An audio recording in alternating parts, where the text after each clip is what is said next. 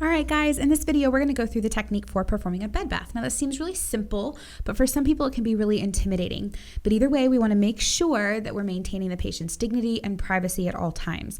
Before you get started, make sure you know whether you're using bath wipes or washcloths. If you're going to use washcloths, which is what we're going to show you here, make sure you have a basin with warm soapy water, at least 8 to 10 washcloths, 4 or 5 towels, and a bath blanket.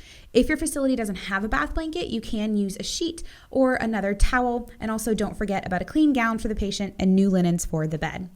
So first thing you're gonna do is remove the top sheet and blanket. Just remember, never place the linens on the floor. Then you're gonna place your bath blanket or clean sheet over the patient. And then you want to carefully remove their gown from the top to the bottom. Again, making sure that you're keeping them covered and protecting their dignity at all times. Remember, you may have to untie or unsnap the top of the gown before you start.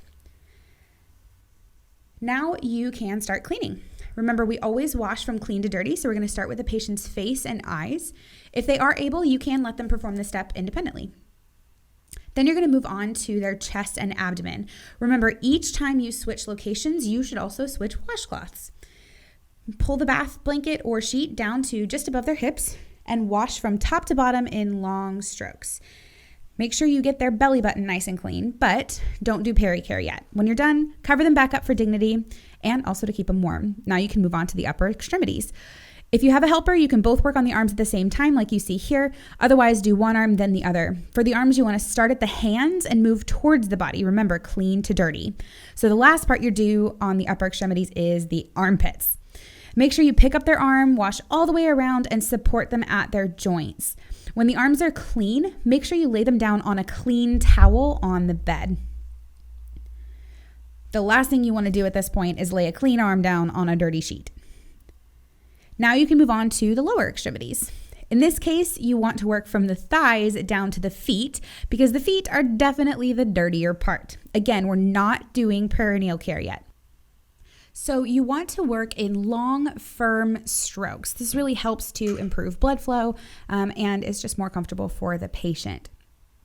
Now remember, if your patient has any red areas or a DVT, we don't massage those areas. So just use a light touch instead.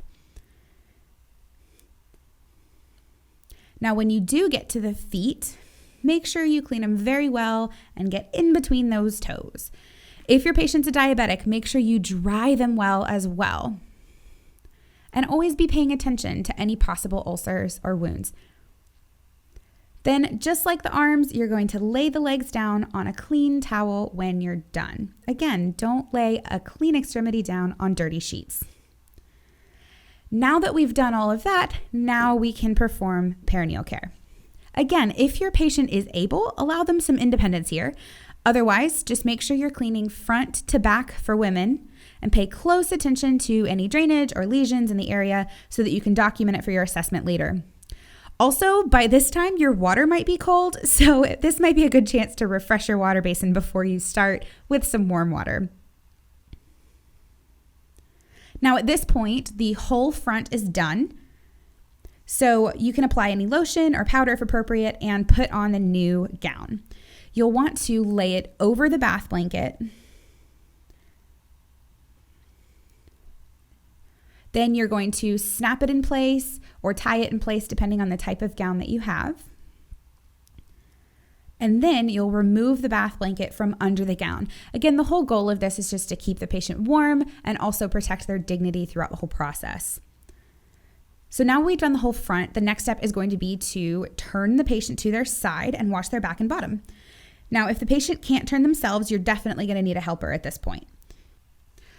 So you'll have them turn and wash their back and bottom, and then you can move on to changing their linens. Thanks for watching another nursing.com lesson. Click the link below in the description to watch thousands more lessons over on nursing.com.